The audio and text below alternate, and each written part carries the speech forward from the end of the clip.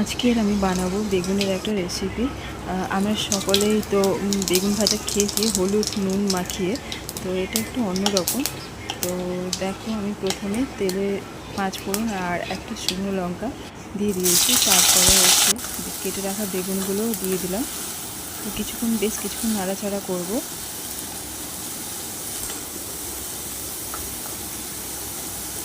নাড়াচাড়া করার পরে দিয়ে দিচ্ছি সামান্য অল্প পরিমাণ হলুদ আর অল্প নুন। তো এরপরেও আমি বেশ কিছুক্ষণ নাড়াচাড়া করে নেব, যাতে নুন হলুদটা ভালো করে গায়ে লেগে যায়।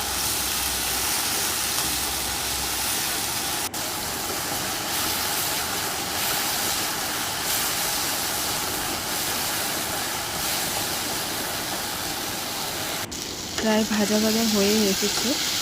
তো তোমরা এরকম বাড়িতে একবার ট্রাই করতে পারো, গরম গরম ভাতের সাথে বেশ ভালোই লাগবে। তো আমি এখানে জিরে গুঁড়ো দিয়ে দিচ্ছি আর গোলমরিচের গুঁড়ো। তো এটা নামানোর কিছুক্ষণ আগেই তো আমার কমপ্লিট হয়ে গেছে বেগুন ভাজাটা।